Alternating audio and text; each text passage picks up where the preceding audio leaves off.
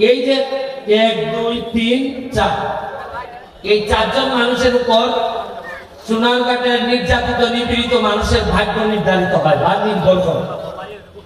আমি এমপি, আমি যদি 2 নম্বরই না করি, আমি যদি ঘুষ না পাই বা আমি যদি বাধ্য না করি, তাইলে দেখবেন প্রশাসনের ওসি সাহেবও কোনোভাবে সম্ভব না।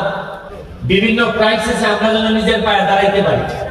আমাদের ধান এবং অন্যান্য যেগুলা মাছ এবং সবজি, এইগুলা যদি আমরা নিজেরা উৎপাদন করতে পারি, তাহলে পৃথিবীর কেউ আমাদেরকে দাবায় রাখতে পারবে। এটা নেত্রীর একটা ক্লিয়ার ইনস্ট্রাকশন। এইটার জন্য কৃষি অফিসার সুনামগঞ্জ উনি যেভাবে কাজ করতেছেন, আমি আমি ধন্যবাদ জানাচ্ছি। আজকে আমাদের ওসি সাহেব এখানে আছেন, এইখানে আমাদের এসিলেন্ট সাহেব আছেন, এইখানে আমাদের আশিক আছে, আর সোহেল আরমান আছে, আর এখানে আমার পিছনে আছে পটুয়াখালী সদর ইউনিয়নের চেয়ারম্যান। একটা মজার জিনিস হলো, এই যে 1 2 3 4 এই চারজন মানুষের উপর সোনারঘাটের নির্যাতিত নিপীড়িত মানুষের ভাগ্য নির্ধারিত হয় বা নির্ভর করে।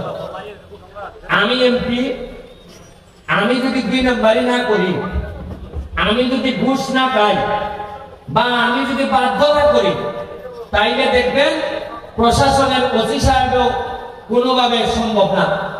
ব্যক্তিগতভাবে আমি ওনাদের 2 জনকে চিনি।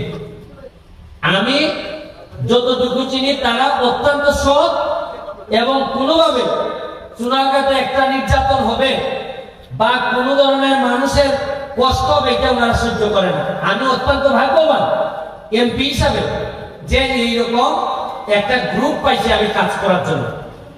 আরেকটা ভালো জিনিস আছে, একটা লোক যদি আমি এখান থেকে সরাই দেই, তাইলে ও একজন বাকি থাকে, তুমি একটু সরো। আর অফিসার সাহেব, কৃষি অফিসার সাহেব বাদ দিলে আমরা সবাই সিলেটি। এই আশিক থেকে শুরু করে আমরা সবাই সিলেটি। সিলেটি হিসাবে আমাদের একটা আমাদের গর্বের জায়গা আছে। সিলেটি অফিসাররা আমার জানা মতো এদের মিনিমাম একটা স্ট্যান্ডার্ড থাকে। এই জন্য সিলেটি অফিসারদের সাথে কাজ করতে আমার কোনো সমস্যা হয় না। আমি আশা করি এই 4-5 জন মানুষ মিলে আমরা সোনারঘাটটাকে বঙ্গবন্ধু সোনার বাংলা বানানোর জন্য, আর আপনারা যে আশা আকাঙ্ক্ষা নিয়ে আমাদের এমপি বানাইছেন, আমি যেন আপনাদের এই আশাটাকে, প্রত্যাশাটা আমি যেন পূরণ করতে পারি।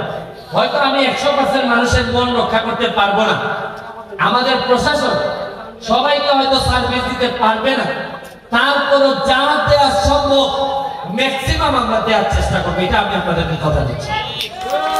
আমি গান শুনবেন, এখন আশিকের কাছে মাইক দিয়ে দিব, আমাদের সবার জন্য দোয়া করবেন। সেলিমা সহ এমন আমাদের বরিশাল লাগে, একজন সিলেটের সাথে একজন বরিশাল সবসময় লাগে, কারণ বরিশালের বুদ্ধি ছাড়া আপনি সিলেটে চ্যাম্পিয়ন হইতে পারবেন না। এই জন্য তারে আমি কইছি যে ভাই তুই চেয়ারম্যানটা পরে কর, আগে আমাদের এই জায়গাটারে আমার একটু হেল্প কর। এই জন্য তার জন্য কাজতালি দিবেন না, চেয়ারম্যান এখানে কাজ করতেছে। এবং আবারও আপনাদেরকে ধন্যবাদ জানিয়ে, আমাদের প্রশাসনের যে কোনো জিনিস প্রয়োজনে আমাদের কাছে আসবেন। আমি আছি, এসিলেন্ট সাহেব আছেন, ওসি সাহেব আছেন, ভয় পাওয়ার কোনো কারণ নাই। কোন লোক মারফত ধরে যাওয়া লাগবে না, কোন নেতা ধরে যাওয়া লাগবে না। সাধারণ মানুষের জন্য দরজা, আমাদের সবার দরজা খোলা আছে। এইটুকু আপনাদের কাছে দোয়া চেয়ে, জননেত্রী শেখ হাসিনার জন্য দোয়া চেয়ে আমি আজকের মতো বিদায় নিচ্ছি। আর যারা আমাদের এখানে সঙ্গীত পরিবেশন করছেন, আমার বেজুরার যিনি অফিসার সাহেব, ওনার ওয়াইফ, তার নাম মনে হয় এই আমাদের দিদির নাম কি যেন, টুম্পা দিদি, আমাদের এলাকার বউ, অসম্ভব ভালো গান করছেন উনি।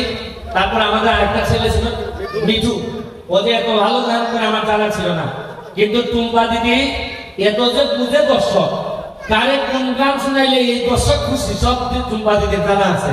এই জন্য টুম্পা দিদির জন্য একটা হাততালি, প্লিজ টুম্পা দিদির জন্য একটা হাততালি।